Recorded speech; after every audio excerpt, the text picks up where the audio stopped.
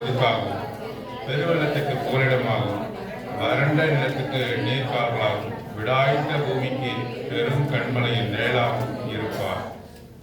தேவன்தாமே இந்த வசனங்களை ஆசிரியத்து நம் அனைவரோடு கூட பேசுவாராக. இன்றைக்கு ஆண்டவரை நாம் ஆராதனை செய்ய வந்திருக்கிறோம். தேவன்தாமே அதற்கு உதவி செய்வாராக.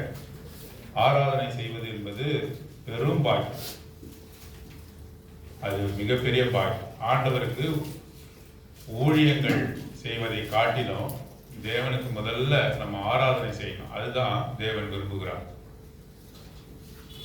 ஆண்டவருக்கு துதிகளை, ஆண்டவருக்கு மகிமையை, ஆண்டவருக்கு ஆராதனை செலுத்தணும். பிறகுதான் நம்ம ஊழியத்துல தேவனை கனப்படுத்தும். ஆண்டவரை ஆராதிப்பது என்பது அவ்வளவு மிக முக்கியமானது. என்று சொன்னால் பரலோகத்தில் நாம் செய்ய போகிற ஒரே காரியம் தேவனை ஆராதிப்போம், அவரை ஆராதிக்க போகிறோம். அதுதான் நம்ம அங்க போய் செய்ய போகிற ஒரே காரியம். அதற்கு நிழலாட்டமாகத்தான் நாம இந்த பூமியில அவருடைய இரத்தத்தினாலே மீட்கப்பட்ட சபையிலே தேவனை நாம் ஆராதிக்கிறோம். ஆராதனை மிக மிக முக்கியமானது. இங்கே மாத்திரமல்ல, வீடுகளிலே கூட தனிப்பட்ட விதமாக நாம் ஆராதிக்க வேண்டும். குடும்பமாக நாம் தேவனை ஆராதிக்க வேண்டும். குடும்ப ஜபத்திலே நாம் கூடுகிறோம், குடும்பத்திலே நாம் கூடி ஜெபிக்கிறோம். அதற்கு முன்பாக ஆராதனை கூட தேவனை செய்ய வீடுகளிலே பிள்ளைகளுக்கு கூட நாம பழகணும். பாருங்க, அவர் ஆராதனையில பிரியப்படுகிற தேவன். நீ எதை கொடுத்தும் தேவனை பிரியப்படுத்த முடியாது. உன்னுடைய கையின் காணிக்கைகள், உன்னுடைய பலத்தினால் செய்யப்படுகிற காரியங்கள், இதெல்லாம் தேவனுக்கு நீ திருப்தியை கொண்டு வர முடியாது, தேவனை பிரியப்படுத்த முடியாது. ஒரு காரியம் தேவனை பிரியப்படுத்த முடியும். ஏன்னு சொன்னா, ஆண்டவரே நீ நல்லவர் என்று ஒரு வார்த்தையை சொன்னா போதும், அவருக்கு ரொம்ப சந்தோஷமாகும். நீர் போதுமானவர், நீர் உண்மையுள்ளவர், நீர் பொய்யுரையாத தேவன் என்று சொல்லி நாம் ஆராதிக்கும் போது அது மிக சந்தோஷத்தை ஆண்டவர் கொடுக்கும். அவர் ஒரே ஒரு காரியத்தை தான் மிகவுமாக சந்தோஷப்படுகிறார். என்னவென்று சொன்னால் அது ஆராதனை. ஆகவே சபைக்கு வரும்பொழுது சங்கத்தார் மத்தியிலே நாம் என்ன செய்யணும்? தேவனை உயர்த்தி பாடணும். அதுதான் 100ஆம் சங்கீதத்தில் சங்கீதக்காரர் சொல்கிறார், I will shout unto the Lord. நான் தேவனை நோக்கி கூக்குரலிட்டு கத்தி நான் என்ன செய்வேன்? நான் தேவனை ஆராதிப்பேன். அவருடைய சமூகத்திலே, அவருடைய சங்கத்தார் மத்தியிலே நான் என்ன செய்வேன்? தேவனை உயர்த்தி பிடிப்பேன் என்று சங்கீதக்காரன் சொல்கிறார். பாருங்க, ஆராதனை மாத்திரமல்ல, நாம் பழக்க வழக்கமாக ஒரே வார்த்தைகளை சொல்வது தேவனுக்கு அது பிரியமானதாக இருக்காது. அது வேண்டாம் என்று சொல்ல மாட்டாரு, ஆனால் பிரியமானதாக இருக்காது. ஏனென்று சொன்னால் வேதாகமம் முழுவதுமாகவே அவருடைய நாமங்கள், அவர் என்ன பராக்கிரம காரியங்களை செய்தார் என்று விவரிக்கப்பட்டிருக்கிறது. ஆகவே ஒவ்வொரு காலத்திலும் அவர் எப்படியாக நமக்கு இருந்தார் என்று அனுபவமாக்கி சொல்லும் பொழுது அது மிக உயர்ந்த ஆராதனையாக அது காணப்படுகிறது. ஆகவே ஆராதனை பிரியப்படுகிற தேவன் புதிய வண்ணமாக புதிய காரியத்தை சொல்லி ஆராதிப்பது தேவனுக்கு பிரியமுள்ளதாக இருக்கு. அப்படி என்றால் நீங்க ஒரே மாதிரியாகவே நாம் ஆராதிப்பேன் என்று சொல்லும்போது ஆராதனை செய்தியே வேண்டாம். ஆராதனை செய்தது கொடுக்குறோம். நீங்க புதிய வண்ணமாக ஆண்டவரை தெரிந்து கொண்டு, இன்றைக்கு புதிய வண்ணமாக தெரிந்து கொண்டு நீங்க ஆராதிக்க வேண்டும் என்பதுதான் அது திட்டமாக இருக்கிறது. இல்லை என்று சொன்னால் நான் இப்படிதான் ஆராதிப்பேன் என்றால் ஆராதனைக்கான செய்தியே நமக்கு கொடுக்கப்பட வேண்டிய அவசியம் இல்லை. ஒவ்வொரு நாளும் ஒவ்வொரு விதமாக ஆண்டவர் நமக்கு தன்னை வெளிப்படுத்துகிறார். அவரை நாம் ருசித்து அனுபவிக்கிறோம். ஆகவே அந்த அனுபவத்திலிருந்து out of our experience we must worship the Lord. Out of our experience we must thank the Lord என்று நாம் பார்க்கிறோம். இங்கே இன்றைக்கு நாம் பார்க்க இருக்கிற ஒரு வார்த்தை என்னவென்று சொன்னால், இந்த 32வது அதிகாரம் ஐசாயா சாப்டர் 32 verse 2ல நாம் வாசிக்கிறோம். பாருங்க, விடாய்த்த பூமிக்கு பெருங்கண்மலையில் நிழலாகவும் இருப்பார். விடாய்த்த பூமி என்று சொல்லும்போது வியரி லேண்ட் என்று போடப்பட்டிருக்கிறது. விடாய்த்த பூமி என்றால் வியரி லேண்ட், அதாவது வில்டர்னஸ், பாலைவனம். பாலைவனத்தில் என்ன இருக்கும் என்று சொன்னா வெறும் வெயில் தான், ஒரே உஷ்ணகாலங்கள், உஷ்ணம்தான். அப்போ ஒரு கண்மலை இருக்கும் என்று சொன்னால், ஒரு மலை இருக்கும் என்று சொன்னால், அது நம்ம அவர்களுக்கு எதை கொடுக்கும் என்று சொன்னா, அந்த மலைக்கு அருகாமையில போய் அவங்க என்ன பண்ணுவாங்க? இலை பாருவார்கள். ஏன்? அந்த மலையானது இந்த வெயிலின் உஷ்ணத்தை தணிக்கும் விதமாக இருக்கும். ஒரு பக்கம் எப்படியா இருந்தாலும் நிழல் இருக்கும். மலையின் அடிவாரத்திலே ஜனங்கள் இருப்பார்கள் என்று சொன்னால் நிழலிலே இளைப்பாற முடியும். Shadow will be there under the mountain. சூரியன் எந்த பக்கம் வந்தாலும் கூட ஒரு பக்கமானது நிழலை கொடுக்கும், மலையானது நிழலை கொடுக்கும்.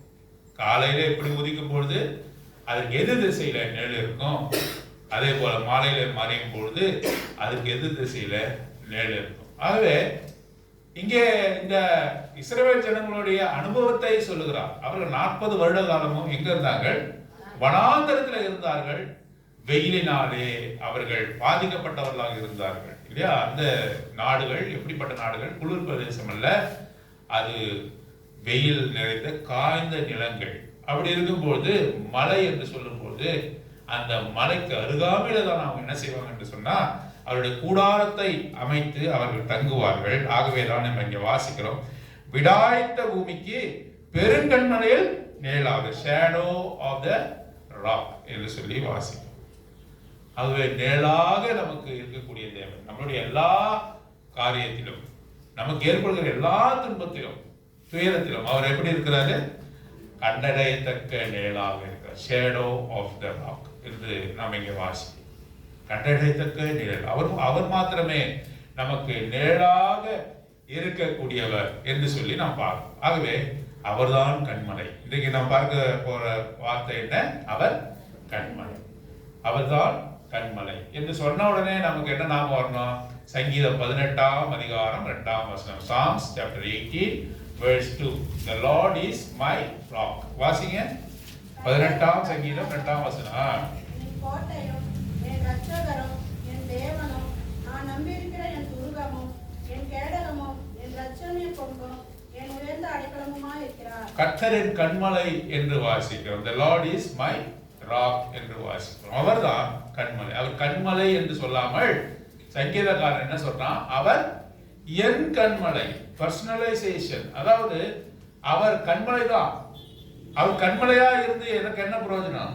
அவர் கண்மலை தான், அவர் உயர்ந்த துருகம் தான், அவர் அடைக்கலம் தான். ஆனா என் அடைக்கலம், என் உயர்ந்த துருகம், என் கண்மலை என்று சொல்லும்போது அது எவ்வளவு சந்தோஷம்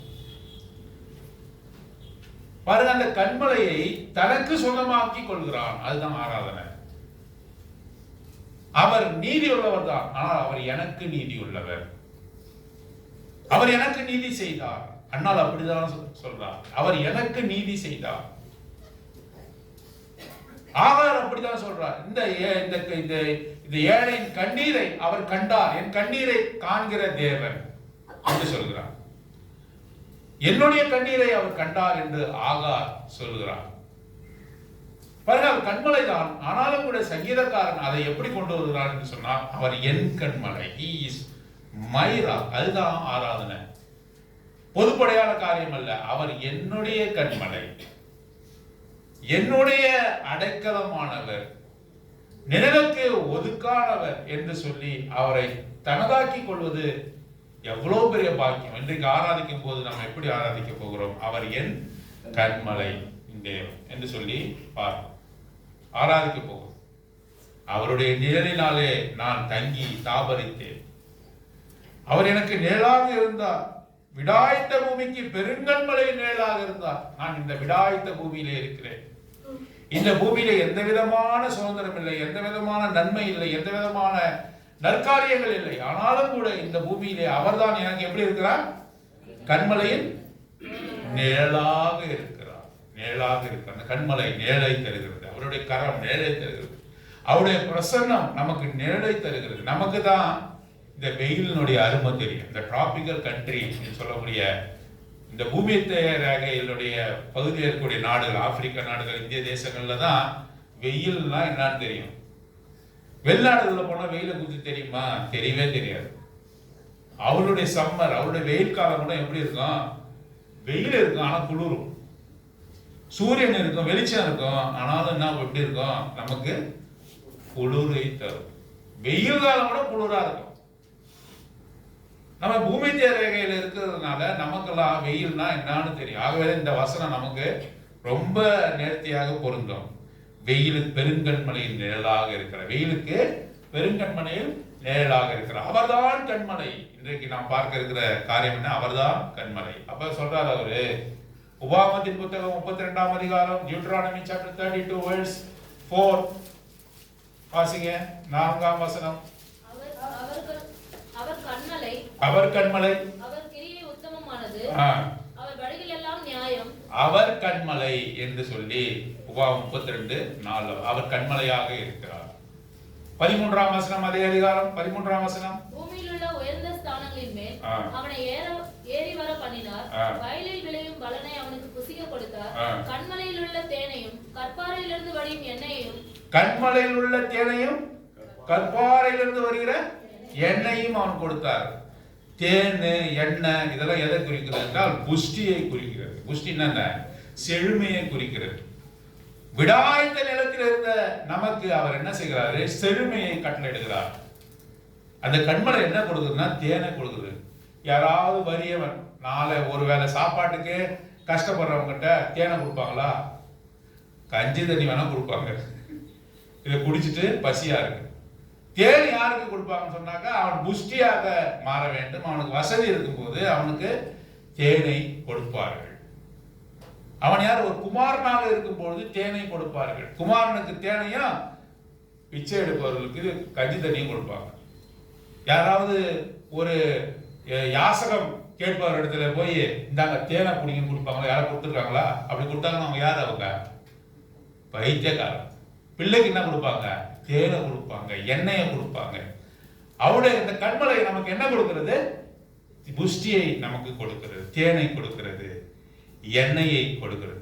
எண்ணெய் என்ன செய்யும்? முகத்துக்கு கலையை உண்டாக்கும் என்று வாசி. The oil will shine the face என்று வாசி. தனி தேன் எதற்கு? அது ஆரோக்கியத்தை கொடுக்கிறது. சரீரத்துக்கு என்ன கொடுக்கிறது? ஆரோக்கியத்தை கொடுக்கிறது. அவர் ஆரோக்கியம் கொடுக்கிற தேவன். அவர் உனக்கு புஷ்டியும் பசுமையுமாய் செய்யக்கூடிய தேவன். ரட்சிக்கப்பட்ட உனக்கு என்ன செய்யறாரு? உன்னை வறண்ட விடாய்த்த நிலத்தில் நடக்கும் போது உனக்கு நிழலாக இருக்கிறார். உனக்கு ஆரோக்கியத்தை கட்டளிடுகிறார், தேனை கொடுக்கிறார். அந்த கண்மலை தேனை கொடுத்தது மாத்திரமல்லாமல் எண்ணெயை கொடுத்தது, செழுமையை கட்டளையிடுகிற தேவன் என்று சொல்லி பார்க்கிறோம். வாசிங்க. அப்புறம் 18ஆம் வசனம். உன்னை ஜனிப்பித்த கண்மலையை நீ நினையாமல் போனாய். இப்படிப்பட்ட நன்மையை செய்த இந்த கண்மலையை நீ என்ன செய்தா? நினையாமல். இந்த கண்மலை உன்னை ஜனிப்பித்துதான். ஜனிப்பித்தது என்ன? உன்னை பெற்றெடுத்தது என்று சொல்லி வாசிக்கிறோம். The rock that begot thee என்று போடப்பட்டிருக்கிறது. இந்த கண்மலை என்ன செய்ததா? உன்னை பெற்றெடுத்தது. அப்புறம் உன்னை பெற்ற தேவனை மறந்தாய். கர்த்தர் அதை கண்டு தமது குமாரரும் தமது குமாரத்திகளும் தம்மை கோபப்படுத்தினதின் நிமித்தம் பாருங்க, பெற்றெடுத்த கண்மலையை மறந்தாய். உனக்கு புஷ்டியை கொடுத்த கண்மலையை மறந்தாய். உன்னை நிழலாக நடத்தின இந்த கண்மலையை மறந்தாய் என்று சொல்லி பார்ப்போம். ஆனாலும் கூட ஆண்டவர் ஒரு நாளும் உன்னை கைவிடுவதில்லை. ஏசாயாவின் புத்தகம் 51ஆம் அதிகாரம் 1ஆம் வசனம். Book of Isaiah chapter 51 verse 1. வாசிங்க. பின்பற்றி கர்த்தரை தேடுகிற நீங்கள் எனக்கு செவிகொடுங்கள். செவிகொடுங்கள். நீங்கள் வெட்டி எடுக்கப்பட்ட கண்மலையும் நீங்கள் தோண்டி எடுக்கப்பட்ட துறவின் குழியையும் நோக்கி பாருங்கள். இது ரொம்ப ஆழமான வசனம். இந்த கண்மலையிலிருந்து தான் நாம் என்ன பண்ணப்பட்டிருக்கோம்? நாமும் கூட வெட்டி எடுக்கப்பட்டோம். You are hewn from the rock.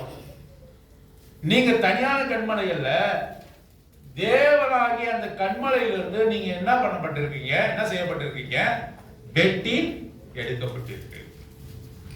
You are hewn from the rock. நீங்கள் அதிலிருந்து வெட்டி எடுக்கப்பட்டிருக்கிறீர்கள். தேவன் என்ற பிதா என்ற அந்த கண்மலையிலிருந்து நீங்கள் வெட்டி எடுக்கப்பட்டிருக்கிறீர்கள்.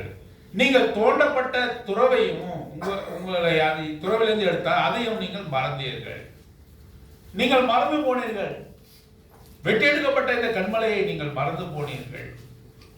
பெற்றெடுத்த இந்த கண்மலையை நீங்கள் மறந்து போனீர்கள். தோண்டி எடுக்கப்பட்ட இந்த துறவை நீங்கள் மறந்து போனீர்கள். அந்த துறவானது உங்களுக்கு என்ன செய்தது? நிழலை தந்தது, தேனை தந்தது. மாத்திரமல்ல, என்ன தந்தது? நிழல் தான் சொல்லியாச்சு. நிழலை தந்தது, தேனை தந்தது. அடுத்து என்ன தந்தது? எண்ணெயை தந்தது. தேன் ஆரோக்கியத்தையும், எண்ணெய் புஷ்டித்தனத்தையும், நிழல் என்பது நமக்கு ஆறுதலையும் தருகிற கண்மலை. இந்த கண்மலை நீ மறந்தாய், you forget the rock that begat thee என்று வாசிக்கிறோம்.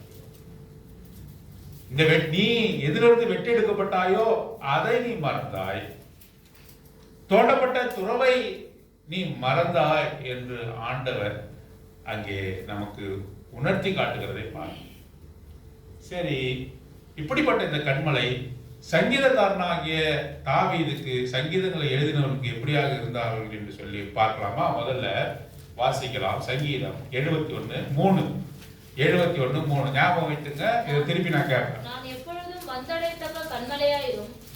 நான் எப்பொழுதும் வந்தடையத்தக்க கண்மலையாயிரும். எனக்கு ஆபத்து நேரும் நாளிலே நான் எங்க போவேன்? என் வீட்டுக்கு போயிடுவேன் நான் நினைக்கிறேன். என்னது?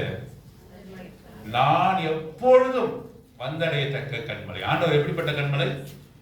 My strong rock whereunto I may continually resort என்று வாசிக்கிறோம். நான் எப்பொழுதுமே எனக்கு துக்கங்கள், துயரங்கள், வெயிலின் உஷ்ணங்கள், வாழ்க்கையில் பிரச்சனைகள் வரும்பொழுது நான் எங்க போவேன்? I will continually resort to the rock என்று வாசிக்கிறோம். நான் எப்பொழுதும் வந்தடையத்தக்க கண்மலை. அவர் எப்படிப்பட்ட கண்மலை? சங்கீதக்காரனுக்கு நான் எப்பொழுதும் வந்தடையத்தக்க கண்மலை. இரண்டாவதாக வாசிக்கலாம். சங்கீதம் 89:26. சங்கீதம் Psalm 89:26 வாசிங்க. என்னை நோக்கி நீர் என் பிதா, என் தேவன், என் ரட்சிப்பின் கண்மலை என்று என் சொல்லுவார். ரட்சிப்பின் கண்மலை. அவர் எப்படிப்பட்ட கண்மலை? The rock of my salvation. என்னுடைய ரட்சிப்பின் கண்மலை. 95:1. சங்கீதம் 95:1 வாசிக்கலாம். 95:1. கர்த்தரை கம்பீரமாய் பாடி நம்முடைய இரட்சணிய கண்மலையை சங்கீதம் பண்ண கடவும் பாருங்கள். நம்முடைய இரட்சணிய கண்மலை முதல்ல பார்த்தோம். 86:26 பார்த்தோம். தனிப்பட்ட முறையிலான அந்த ரட்சிப்பின் கண்மலை, என் ரட்சிப்பின் கண்மலை.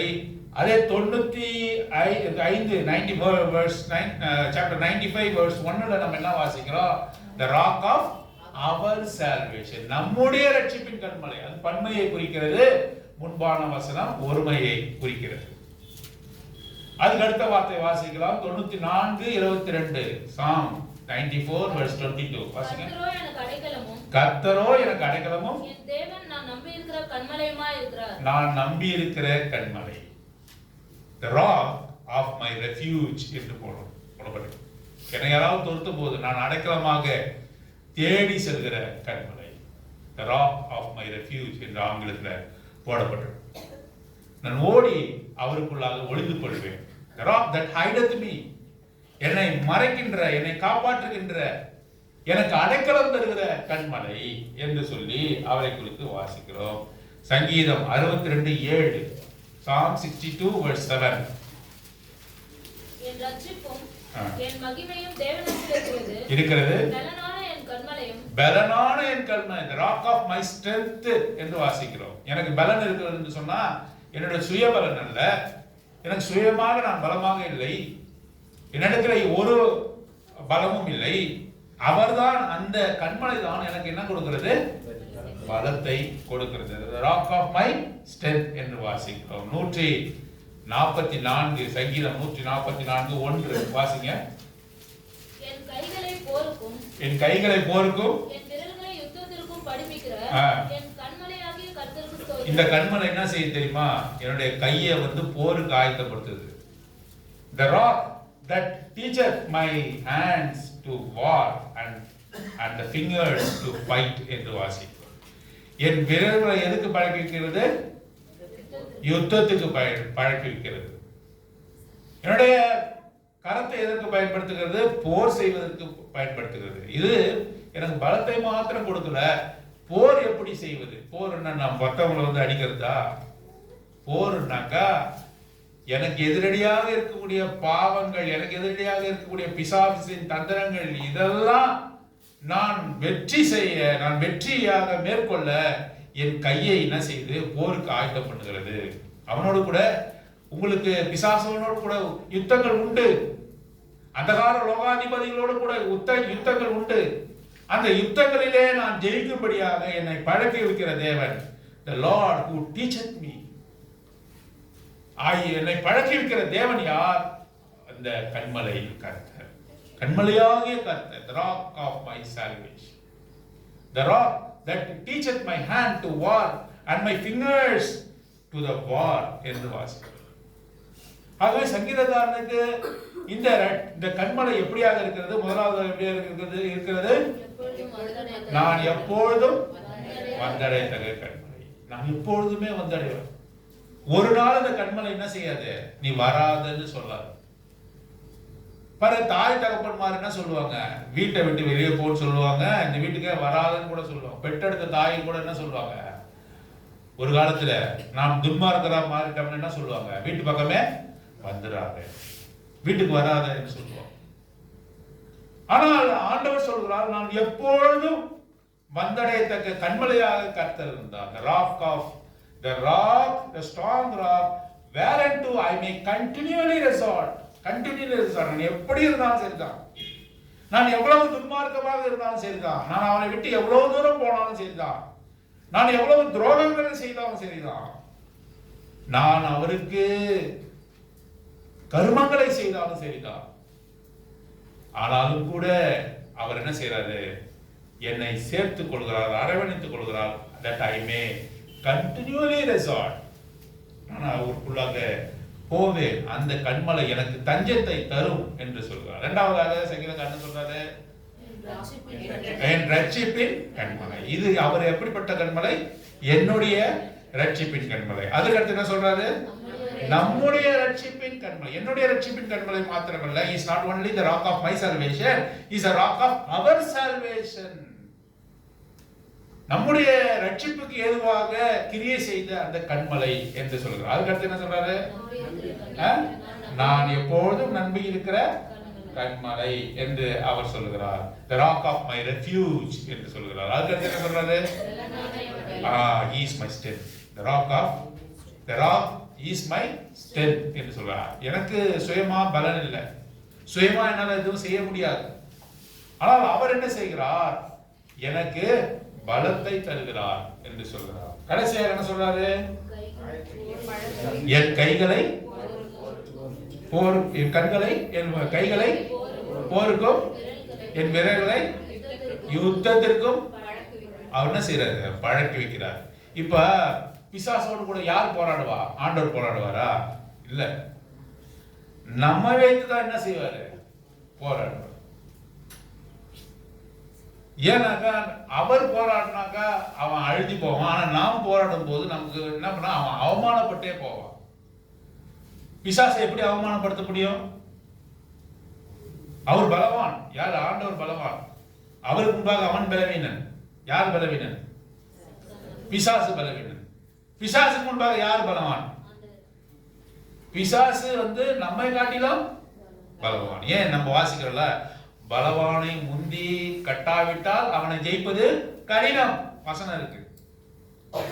ஆகவே பிசாசானவன் என்னை காட்டிலும் பலவான், அவனை முறியடிக்க வேண்டும். அவனை முறியடிப்பான் என்று சொன்னா அவனை நான் என்ன அவமானப்படுத்துகிறேன். பிசாசை அவமானப்படுத்தும்படியாக என் கரங்களை என்ன செய்யறாரு, அவர் பலப்படுத்துகிறார். போருக்கும் சண்டைக்கும் என்ன செய்யறாரு, என்னுடைய கைகளையும் என் விரல்களையும் ஆயத்தப்படுத்துகிறார். பாருங்க, இவர் தான் ஆண்டவராகிய இயேசு கிறிஸ்து. அவர் தான் இயேசு கிறிஸ்து. பாருங்க, இஸ்ரவேல் ஜனங்கள் 40 வருடங்கள் வனாந்தரத்திலே நடக்கும்போது அவர்களை பின்தொடர்ந்த கண்மலை. அப்படின்னா என்ன, அவங்க போற இடத்துலலாம் கண்மலைக்கு அப்படின்னு பேர்ந்து போய் நிற்குமா? அப்படி இல்லை, அவங்க போற இடத்துல அந்த கண்மலை இருந்துதான். இப்போ வெஸ்டர்ன் காட்ஸ் பாக்குறோம், எங்க இருந்து வருது, மகாராஷ்டிராவில இருந்து கேரளா வரையும் வருது.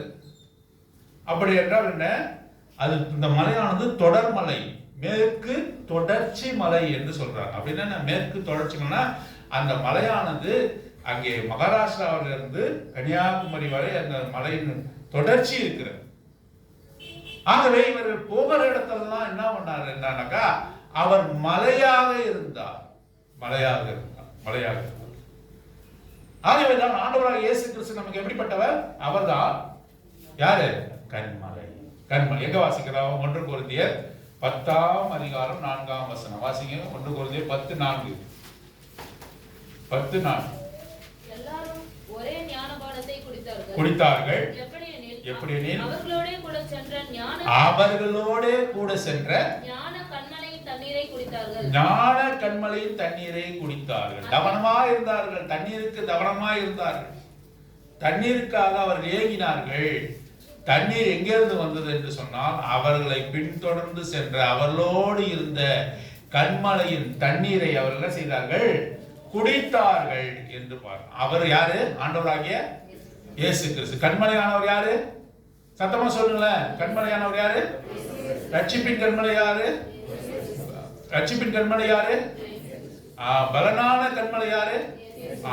ஆண்டவராகிய இயேசு கிறிஸ்து. ஆண்டவராகிய இயேசு கிறிஸ்து. ஆண்டவராகிய இயேசு கிறிஸ்து கன்மலையாக இருக்கிற தேவன். 8 காரியத்தை பார்க்கலாமா? ஆண்டவராகிய இயேசு கிறிஸ்து கன்மலையாகிய தேவன் என்று சொல்லி 8 காரியத்தை பார்க்கலாம். 1 பேதுரு 2ஆம் அதிகாரம் 4ஆம் வசனம். 1 Peter chapter 2 verse 4 வாசிக்கலாம். மனுஷரால் தள்ளப்பட்டதான விலையேறப்பட்டதுமாய் இருக்கிற ஜீவனுள்ள கல்லாகிய அவரிடத்தில் சேர்ந்தவர்களாகிய நீங்களும். அவர் யாரு? அதற்கு முன்பாக மனுஷனால் தள்ளப்பட்ட கல், ரிஜெக்டட் பை men என்று வாசிக்கிறோம். அவர் யாரு? ரிஜெக்டட் பை men, மனுஷரால் தள்ளப்பட்ட கல், ரிஜெக்டட் ஸ்டோன் என்று முதல்ல நம்ம பார்ப்போம். பாருங்க, அவர் சொந்தமானவர்களுக்காக வந்தார். சொந்தமானதிலே வந்தார்.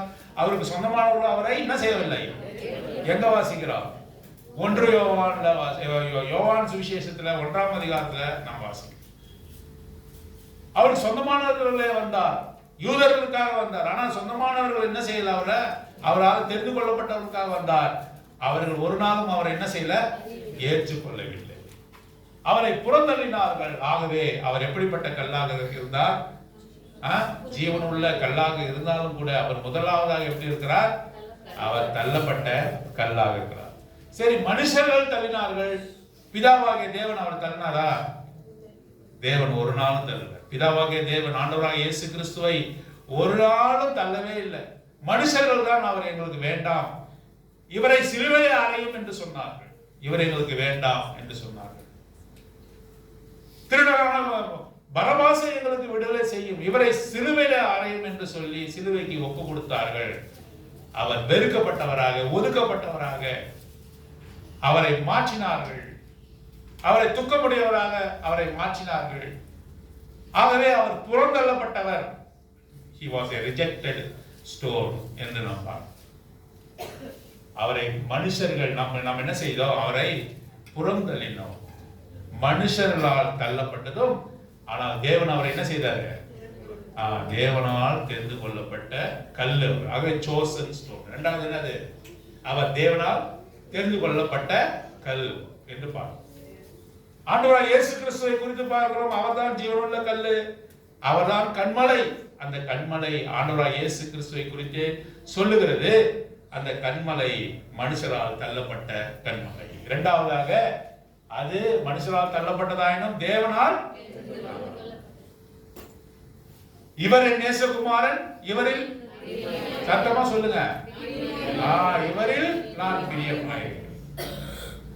இவரில் பிரியமாயிருக்கிறேன், இவர் என் நேசகுமாரன். மனுஷன் தள்ளனா பிதாவாகிய தேவன் ஆண்டவராகிய இயேசு கிறிஸ்துவை பார்த்து சொன்னாரு, இவரில் நான் பிரியமாயிருக்கிறேன் என்று அவர் சொன்னார்.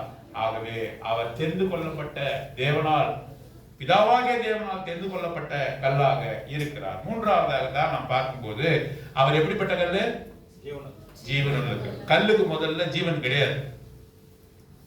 இன்அனிமேட் என்று ஆங்கிலத்தில் சொல்லுவாங்க. இன்அனிமேட் என்றால் அதுக்கு ஜீவன் இல்லை.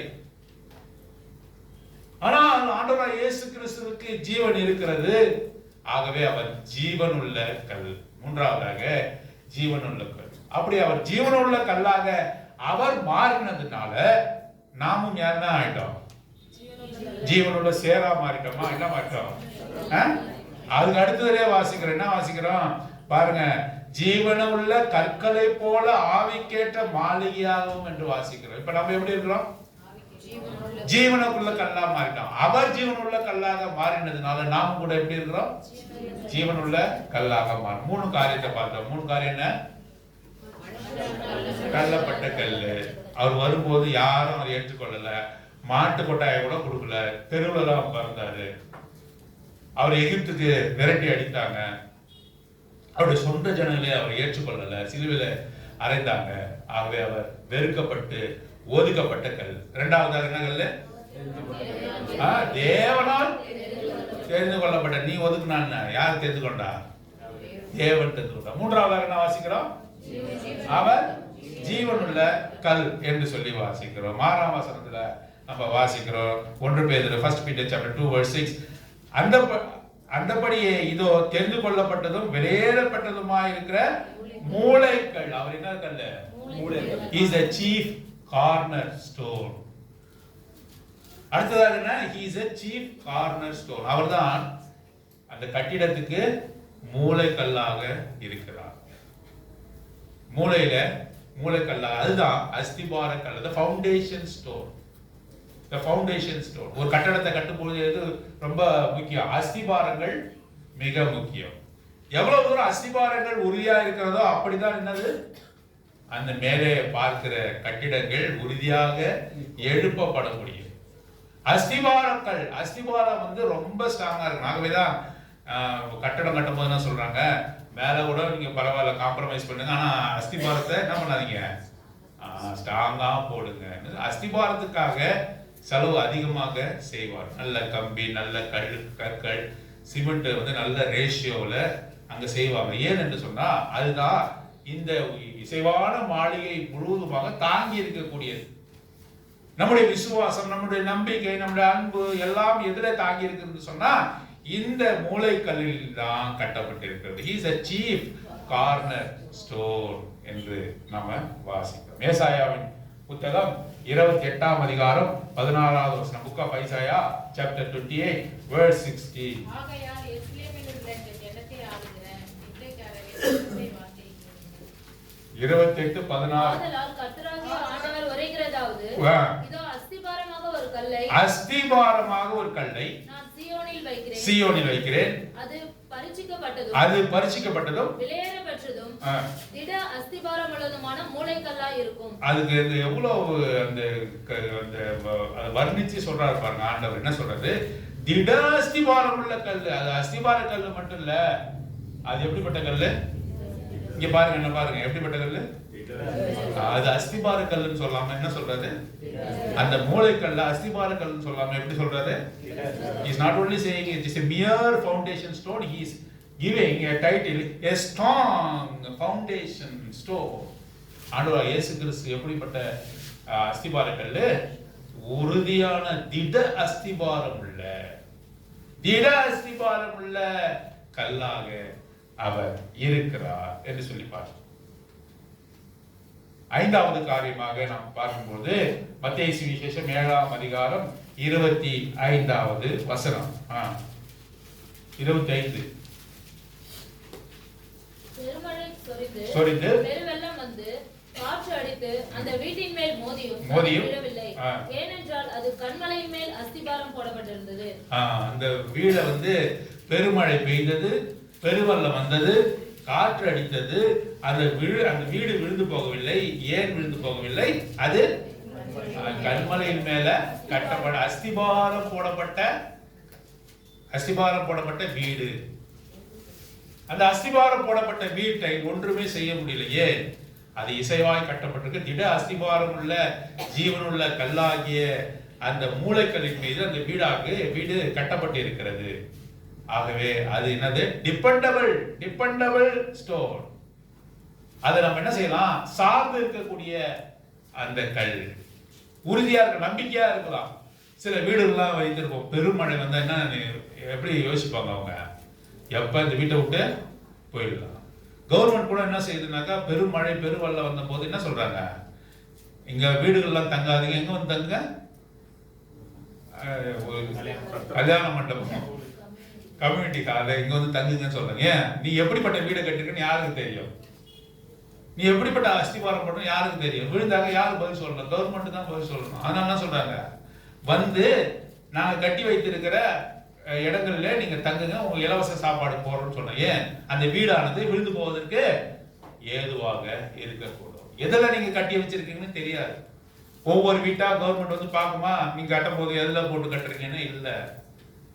பிரைஸை காம்ப்ரமைஸ் பண்ணி நம்ம சொந்தமா வீடை கட்டிடுவோம். ஆனால் பெருமழைக்கு தாங்குமா என்பது நிச்சயம் அல்ல. ஆகவே மழை பெருவெள்ளத்தின் காலத்துல நமக்கு ஒரு புகலிடத்தை அவர்கள் தருகிறார்கள் என்று சொல்லி நாம பார்க்கிறோம். ஆனால் இந்த வீடானது எதிரே கட்டப்பட்டு இருக்கிறது, கண்மலையின் மேல கட்டப்படும் டிபெண்டபிள் ஸ்டோன்.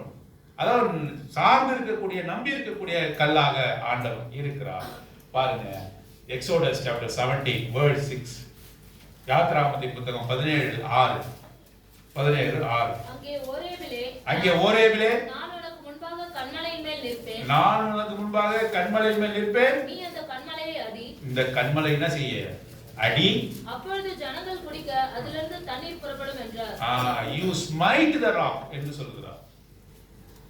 நீ ஜீவனுள்ள தண்ணீரை பெற்றுக்கொள்ளும்படியாக ஆண்டவராகிய இயேசு கிறிஸ்து உனக்காக என்ன செய்தாரு? பலியாக மாறினார்.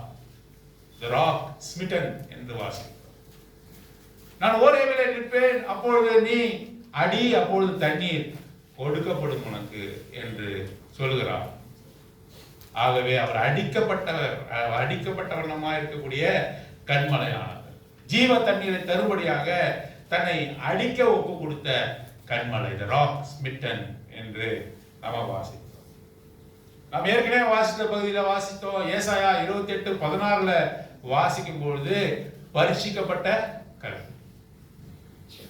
நாம் எவ்வளவு உபத்திரவங்களுக்கு உள்ளாக சென்றோமோ அதே வழியாக அவரும் கூட என்னது, எல்லா விதமான உபத்திரவத்தையும் எல்லா விதமான பாடுகளையும் அவர் அனுபவித்தார்.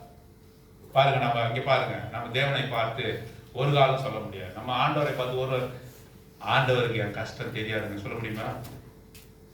ஆண்டவருக்கு என்னுடைய பாடுகள் தெரியாதுங்க, என்னுடைய வேதனை தெரியாதுங்க, நான் படுகிற கஷ்டம் ஆண்டவருக்கு எப்படிங்க தெரியும்? நாம் ஒரு காலமும் அவிசுவாசிகளை போல சொல்ல முடியாது. அவிசுவாசிகள் சொல்லுவோம், கடவுளுக்கு கண் இருக்குதா, காது இருக்குதா, மூக்கு இருக்குதா, வாய் இருக்குதா என்று அவிசுவாசிகள் தான் சொல்லுவாங்க. ஏன்னா அவங்களுக்கு தெரியாது, அவருடைய கடவுளை குறித்து அவங்களுக்கு தெரியாது. ஆனால் நம்முடைய தெய்வமாக இருக்கக்கூடிய ஆண்டவராகிய இயேசு கிறிஸ்துவானவர், நீ எந்த உபத்திரவத்தை அனுபவிக்கிறாயோ அதை காட்டிலும் அதிக உபத்திரவம், நீ எந்த பாடுகளுக்குள்ளாக சென்றாயோ அதை காட்டிலும் பெரிய பாடுகளுக்குள்ளாக அவர் சென்றார். நமக்கு ஒரு பிரதான ஆசாரியர் இருக்கிறார். அவர் எப்படிப்பட்டவர்? இந்த உலகத்துக்குரிய பிரதான ஆசாரியன் அவன் ஜனங்களுடைய கஷ்டத்தை அறியாதவன். எபிரேயர்ல வாசிக்கிறோம், இந்த பிரதான ஆசாரியனோ ஆண்டவராகிய இயேசு கிறிஸ்துவை குறித்து சொல்லும்போது, இந்த பிரதான ஆசாரியனோ நாம் எந்த விதமான வேதனைக்குள்ளாக சென்றோமோ அதை அனுபவித்தவர் என்று சொல்லப்பட்டிருக்கிறது. He is a tried stone. அவர் பரீட்சிக்கப்பட்ட கல் என்று சொல்லி ஏசாயா 28:16 வாசிக்கிறோம். Isaiah 28:16. He is a tried stone. பரீட்சிக்கப்பட்ட கல். பிதாவாகிய தேவன் அவருக்கு எல்லா விதமான உபத்திரத்துக்குள்ளாக அவரை கொண்டு சென்றார். பரீட்சிக்கப்பட்ட கல். பாருங்க, நம்ம செங்கல்ல வீடுகள்ல கட்டுவதற்காக வைத்திருக்கிறோம். நெருப்புல அதிகமாக சுடப்பட்டு பக்குவமாக எடுக்கப்படவில்லை என்று சொன்னா அந்த செங்கல் எப்படி இருக்கும்? Brittle. It is brittle. the brick will brittle. அந்த செங்கலை பரிசிக்கும் போது என்ன செய்வாங்க? செங்கலை நம்ம வாங்குறோம், ஒரு லோடு வாங்குறோம். இப்போ எவ்வளோ விற்குதுன்னு தெரியல, 13,000 18,000 தெரியல. இப்போ என்ன பண்றாங்க? வீட்டு ஓனர் அந்த இன்ஜினியர் ஒரு கல் எடுத்து இன்னொரு கல்லோட மோதி பார்க்கிறாரு, தொட்டு பார்க்கிறாரு, தொடும் போதே நொறுங்குதான்னு பார்க்கிறாரு, தண்ணி ஊற்றி பார்க்கிறாரு, கரைதான்னு பார்க்கிறாரு, ஒரு கல்லோட ஒரு கல் ஃபோர்ஸா அடிச்சு பார்க்கிறாரு. ஏன்? அது பரிசோதிக்கிறாங்க. அந்த கல் நல்ல கல்லாக மாற வேண்டும் என்று சொன்னால் அது நெருப்புக்குள்ளாக சரியாக சுடப்பட்டிருக்க வேண்டும், நெருப்புக்குள்ளாக நன்றாக போயிருக்க வேண்டும். அப்படி கஷ்டத்துக்குள்ளாக பாடுகளுக்குள்ளாக உன்னை காட்டிலும் என்னை காட்டிலும் அதிகமாக அனுபவித்தவர் ஆண்டவராகிய இயேசு கிறிஸ்து. ஆகவேதான் அவருக்கு பேர் என்ன என்று சொன்னால் he is a tried stone, பரீட்சிக்கப்பட்ட கல். இப்போ நம்ம 7 காரியத்தை பார்த்தோம். சொல்லாமா திருப்பி சொல்லாமா? முதல்ல என்னது? தள்ளப்பட்ட கல். மனுஷரால் தள்ளப்பட்ட கல், தேவனால். மூன்றாவது அவர் யாரு? ஜீவனுள்ள கல். அதுக்கப்புறம் மூளைக்கல்லா, அவர்தான் பிரதான சீஃப் கார்னர் ஸ்டோன், பிரதான மூலைக்கல். அதிலே இன்னொரு வசனத்தை வாசிச்சோம். என்ன எப்படிப்பட்ட கல் அவரு? திட அஸ்திபாரம், ஸ்ட்ராங் ஃபவுண்டேஷன் ஸ்டோன். அப்புறம் அதுக்கு அடுத்தது திருப்ப ஜீவனுள்ள கல்லா இல்லையா? கண்மலையாக ஆண்டவராகிய இயேசு கிறிஸ்துக்குள்ள அஸ்திபாரம் போடப்பட்ட வீடு டிபெண்டபிள் ஸ்டோன், நம்பி இருக்கிற நான் என்னுடைய நம்பிக்கை உறுதியா இருக்கிற கல். அதுக்கு அடுத்தது என்ன வாசிக்கிறோம்? அதுக்கப்புறம் இல்லையே அடிக்கப்பட்ட 17 எக்ஸோடஸ் சாப்டர் யாத்ராகமம் 17:1 வாசிச்சோம். அப்புறம் அவர் எப்படிப்பட்டவர்? அடிக்கப்பட்ட வண்ணமா இருக்கக்கூடிய ஆட்டுக்குட்டியானவர், அடிக்கப்பட்ட வண்ணமா இருக்கக்கூடிய ஆட்டுக்குட்டி. அவர் அடிக்கப்பட்டார், அது நிமித்தமாக என்ன வந்தது? அங்க தண்ணீர் தவணமாக இஸ்ரவேல் ஜனங்கள் தாகத்தை தீர்த்தார் என்று சொல்லி வாசிக்கிறோம். 7வது காரியமா என்ன வச்சோம்? எப்படி வச்சோம்? பரிட்சிக்கப்பட்ட கல். அவர் எல்லா விதத்திலும் நம்மை போல என்ன செய்தாரு? பாடுகளை, சோதனைகளை, பரிட்சிக்கப்பட்டவர். கடைசியா ஒரே கல்லை பார்த்து முடிச்சிடலாமா? தானியேல் 2ஆம் அதிகாரம் வாசிக்க வேண்டிய அவசியம் இல்லை. இங்க பாருங்க, தானியேல் 2ஆம் அதிகாரம். நேபுகாத்நேச்சார் வந்து ஒரு கனவு காண்றான். கனவு காண்றான். கனவுல என்ன வருது? நீங்க தான் சொல்லணும். சிலை. தலையில என்ன என்ன மயமா இருக்கிறது? தங்கத்தினாலே செய்யப்பட்டிருக்கிறது. மார்ல இருந்து இடுப்பு வரை செய்யப்பட்டிருக்கிறது வெள்ளியினாலே. அப்புறம் அதுக்கப்புறம் என்னது? வெண்கலத்தாலே. அப்புறம் கால்கள் எப்படி செய்யப்பட்டிருக்குது? இரும்பினாலே. பாதங்கள் எப்படி செய்யப்பட்டிருக்கு? இரும்பினாலும் மண்ணினாலும் செய்யப்பட்டிருக்கிறது. feet is made up of iron and sand. ஒரு கல்லு வருது. அந்த கல்லு வந்து வெட்டி எடுக்கப்படாத கல்லு. அப்படின்னா என்ன? நாம வந்து வெட்டி எடுக்கப்பட்ட கல்லு. ஏன்? we are hewn from the rock. ஆண்டவர் என்ற அந்த கல்லிலிருந்து நாம வெட்டி எடுக்கப்பட்டோம். அவர் வெட்டி எடுக்கப்பட்ட கல்லா? இல்ல, அவர் வெட்டி எடுக்கப்படாத கல்லு. வெட்டி எடுக்கப்படாத கல்லு வந்து என்ன செய்யுது? இடிக்குதா? யார் ரொம்ப இட்டியா? அந்த சிலையை மோதுகிறது. முதல்ல எதுக்கு அழிஞ்சுது? மண்ணினாலும் இரும்பினாலும் செய்யப்பட்ட பாதங்கள் நொறுங்கி பொலபொலன்னு போச்சு. அப்புறம் அதுக்கு மேல இருந்த இரும்பு, அதுக்கு மேல இருந்த வெண்கலம், அதுக்கு மேல இருந்த வெள்ளி, அதுக்கு மேல இருந்த தங்கம், இதெல்லாம் கொஞ்சம் கொஞ்சம் அங்க இருந்தது. அப்படியே நொறுக்கி இருந்துன்னு போட்டுப்பட்டிருக்கா? இல்ல, விண்ணோவிங் எப்படின்னாக்கா அந்த தூற்றுக்குடியை வைத்து நிலத்தை என்ன சொல்றது, அந்த அரிசியை பிரிக்கும் வண்ணமாக அந்த தூற்றுக்குடியை வைத்து செய்யும்போது பதறு பறக்கிற மாதிரி எதெல்லாம் பறந்துதான்? எல்லாமே பறந்தது. எல்லாமே பறந்தது. அப்படி அந்த கல்லை பற்றி சொல்லும் போது தானியேல் 2ஆம் அதிகாரம் சொல்றாரு, அது நித்தியமாய் நின்ற கல் என்று சொல்லப்படும். நித்தியமாய் நின்ற கல். அது இது அந்த கல் எதை காட்டுகிறது என்று சொன்னா, அது ஜட்ஜ்மெண்டை காட்டுகிறது. அது நியாயத்தை செய்யக்கூடிய கல். ஆகவே ஸ்மைட்டிங் ஸ்டோன் என்று நம்ம இங்க அதை எடுத்துக்கொள்கிறோம். அது என்னன்னா நொறுக்குகிற கல், நியாய தீர்ப்பை செய்கிற கல். கடைசியாக இந்த கல் எப்படிப்பட்ட கல்? ஆண்டவராகிய இயேசு கிறிஸ்து என்ற அந்த கண்மலை எப்படிப்பட்ட கண்மலை? நொறுக்கி நியாயத்தை செய்கிற கண்மலை. எல்லாவற்றையும் நொறுக்கி நியாயத்தை செய்கிற கண்மலை. இந்த தங்கம் வெள்ளி இதெல்லாம் என்ன பொருளா? இல்ல, ஒவ்வொரு ராஜ்யம் என்று சொல்லிப்பார். பெரிய பெரிய ராஜ்யத்தை அந்த அந்த அந்த உலோகங்கள் குறிப்பிடுகிறது. அதையெல்லாம் நொறுக்கி தவிடி பொடியாக்கும். ஆகவே அங்கே நீதியை செய்த கல். ஆகவே இதுக்கு ஸ்மைட்டிங் ராக், ராக் ஸ்மிட்டன் ஸ்மைட்டிங் ராக் அப்படின்றால் அது அடிக்கப்பட்ட கல், இது நொறுக்குகிற கல். எத்தனை 8 வகையா பார்த்தோம். 8 வகையான கல்லாக இது ஜீவனுள்ள கல் இருந்தது. எப்படிப்பட்ட ஒரு கல் பாருங்க. ஆண்டவர் பரிட்சிக்கப்பட்ட கல். எவ்வளவு காரியத்தை ஆண்டவர் இன்றைக்கு உங்க மத்தியில அவர் பேசியிருக்கார். சாதாரண அன்புள்ள ஆண்டவரே, எனக்கு அதை கொடுத்தீங்க, எதை கொடுத்தீங்க, நன்றி. சோகம் கொடுத்தீங்க, சனி பிரச்சனை நீக்கினீங்க, நன்றி ஆண்டவரே. இதான் ஆராதனையா? இதான் ஆராதனையா? எவ்வளவு காரியத்தை கண்மலை என்ற அந்த வார்த்தையிலிருந்து எவ்வளவு காரியத்தை. ஐசாயா கடைசியாக ஒரு வசனம், ஐசாயா சாப்டர் 26:4. ஏசாயா புத்தகம் 26:4 கடைசியாக.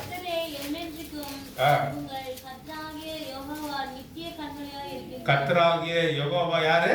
இங்கே எட்டர்னல் ராக் என்று போடப்பட்டிருக்கிறது. ஒரு வெர்ஷன்ல என்ன போடப்பட்டிருக்குன்னா, not in King James version, ஒரு மொழிபெயர்ப்பில் என்ன போடப்பட்டிருக்குன்னா, the Lord Jehovah is rock of ages. The Lord Jehovah is rock of ages. நித்திய கண்மலை என்பதற்காக அங்க என்ன போடப்படும்னா ராக் ஆஃப் ஏஜஸ். அந்த ராக் ஆஃப் ஏஜஸ் என்ற அந்த வார்த்தையில இருந்தா அந்த rock of ages cleft for me என்ற அந்த பாடல் வந்தது. இந்த சிறு பிள்ளைங்களாம் நல்லா கத்துக்கணும் அந்த பாடல் தான். என்ன rock of ages cleft for me என்ற அந்த வார்த்தை அவர்தான் பிளவுண்ட மலையே புகலிடம் தாழ்மை என்ற அந்த பாடல் இந்த வார்த்தையிலிருந்து தான் வந்தது. அது எங்க இருக்கு? ஏசாயா 26:4 நித்திய கண்மலை அல்ல, ராக் ஆஃப் ஏஜஸ் என்று போடப்பட்டது. ஆகவே அவர் இந்த கண்மலையாக இருக்கிறார். சங்கீதக்காரனுக்கு எப்படி வெளிப்படுத்தப்பட்டார்? சங்கீதக்காரனுக்கு எப்படி வெளிப்படுத்தப்பட்டார்? அதெல்லாம் ஞாபகம் வைத்திருக்கீங்க. அதே போல ஆண்டவராக இயேசு கிறிஸ்து தான் அந்த கண்மலை என்று சொல்லி, அந்த கண்மலை எப்படிப்பட்டவராக இருக்கிறார் என்று சொல்லி ஒரு 8 காரியங்களை பார்க்கும்படியாக ஆண்டவர் உதவி செய்தார். ஆகவே இந்த நினைவோடு கூட ஆண்டவர் எல்லா விதமான பிரச்சனையும் ஒதுக்கிடணும். இங்க பசியா வந்தாலும் பரவாயில்ல, கடன் பிரச்சனையோட வந்தாலும் பரவாயில்ல, நோயோடு வந்தாலும் பரவாயில்ல, எல்லாத்தையும் தூக்கி எங்க வச்சிருக்கலாம்? கட்ட வச்சிருக்கு. இப்ப ஆண்டோட ஆலயத்துக்கு வரீங்க, நீங்க போட்டு இருக்கிற பாதரட்சை செருப்போட கூட மேல வரீங்க, என்ன பண்ணீங்க? உங்க செருப்பை என்னோட இதுல வச்சுக்கிறேங்க, பேக்ல அப்படின்னு சொல்றீங்க. நடுவில் எங்க வச்சுக்கிறீங்க? கீழே ஓரமா வச்சு.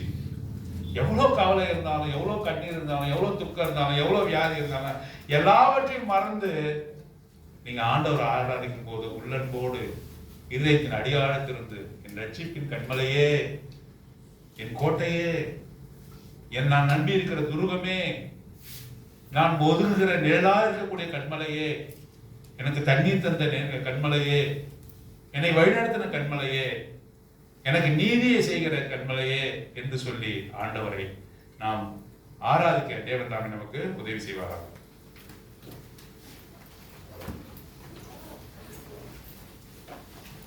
நம்ம எழுந்திருந்து அதே பாடலே பாடலாம். 9வது பாடலே,